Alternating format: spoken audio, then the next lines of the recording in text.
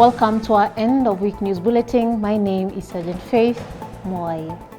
The Kenya Defence Forces Weekly Bulletin is an initiative collecting events of the week and providing in-depth information on defense matters. In our bulletin this week, Chief of Defence Forces flags off Kenyan troops to the Democratic Republic of Congo.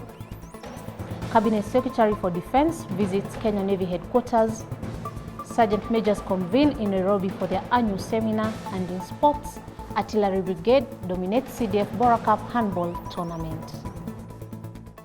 Chief of Defence Forces General Robert Kibochi flagged off Kenyan contingent to the Democratic Republic of Congo under the East African Community Regional Force. General Kibochi called on the troops to display a high sense of discipline and enhance good relations with their counterparts from the rest of the East African Community member states who are deploying in the country. The contingent is mandated to provide support to the Democratic Republic of Congo in partnership with humanitarian agencies, including internally displaced persons, give a hand in the disarmament, demobilization, community recovery, and stabilization program, provide support to the armed forces of the Democratic Republic of Congo in maintenance of law and order, and take part in the joint planning and conduct of operations with the armed forces of the Democratic Republic of Congo to defeat armed group elements in the eastern part of the country.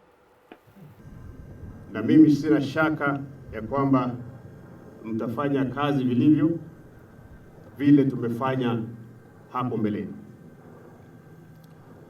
Hii ambayo tunaenda sasa iko tofauti kidogo na zile ambazo tumefanya.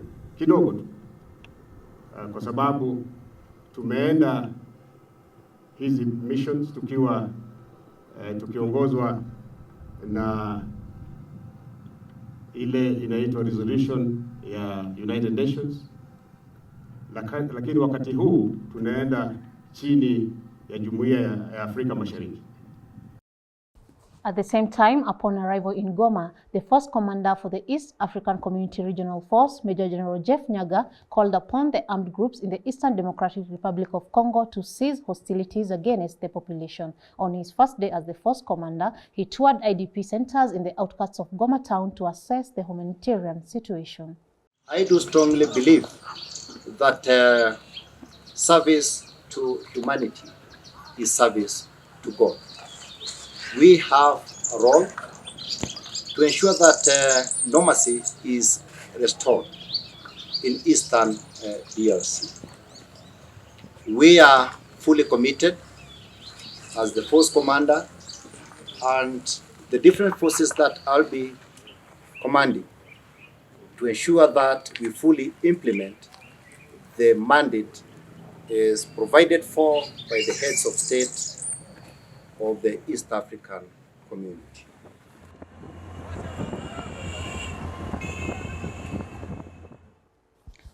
The Cabinet Secretary for the Ministry of Defense, Honorable Aden Duale, visited the Kenya Navy headquarters in Mombasa. The Cabinet Secretary, who was on a familiarization tour, was briefed on the roles, organization, capabilities, and current state of the Kenya Navy. Take a look.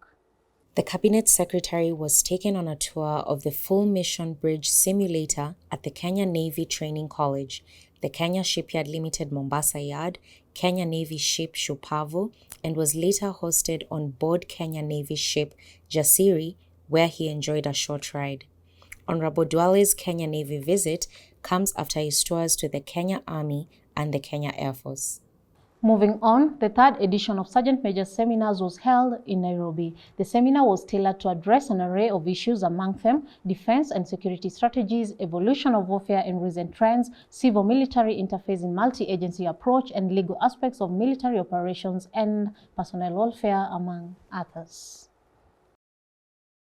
Sisi kama jeshi tuzidi kuongeza ujuzi ambaye ni professionalism. So, a professional person does not sit and say that because nimehitimu kiwango fulani kwa hivyo sasa nimetosheka. Professionalism is a continuous process because we live in a very dynamic environment. Security challenges are mutating, they're changing. Na kwa hivyo ni lazima sisi kama jeshi tuwe what they call a learning institution. During the seminar, the Defence Forces Sergeant Major Warrant Officer Class 1 Elijah Koranga emphasized on discipline and selfless service as the backbone of non-commissioned officers. He also encouraged his fellow Sergeants Majors to be role models to the rest of the service members. In other news, Wajir Air Base demonstrated operational readiness to the Commander, Kenya Air Force, Major General John Omenda, when he visited them earlier in the week. During the visit, the Commander inspected various projects within the base, amongst them the construction of the Wajir Aviation Hospital, the base hangar, as well as construction works at Wajir Airstrip. The main foundation of any air force is air defense. And without air defense, you cannot dare call yourself an air force. So I need each one of you. I want you to train. I want you to be focused so that we have a strong base. The Canadian High Commissioner, His Excellency Christopher Thornley, presided over the commemoration of World War I heroes and heroines at Commonwealth War Grave Cemetery in Nairobi. His Excellency Christopher Thornley commended the men and women who fought with your courage and honor, noting that their sacrifices were not in vain. Kenya Defence Forces was represented at the commemoration service by a host of service personnel, among them Chief of Personnel at the Defence Headquarters, Brigadier Elijah Gatere, among others.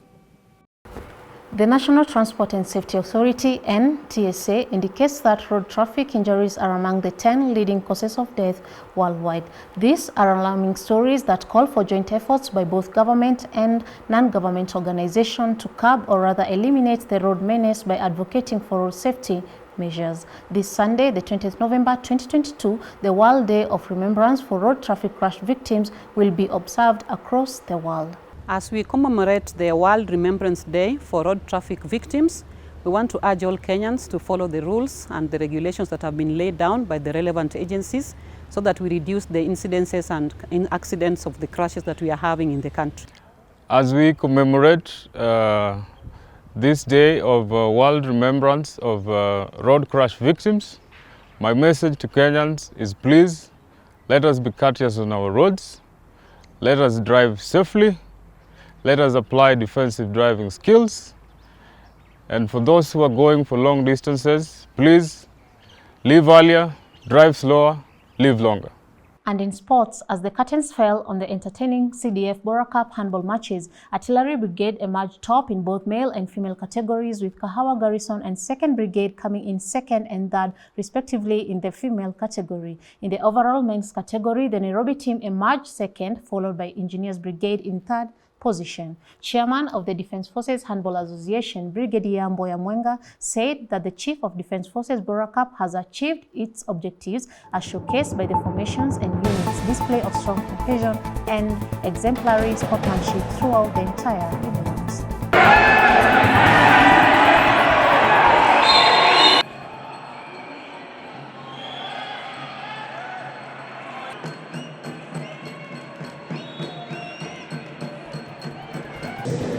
Today, all of us are winners, there are no losers. To those who have qualified for mentors, I congratulate you. Thank you for watching. We look forward to your feedback and your viewership next Friday for the KDF Weekly News Bulletin. Goodbye.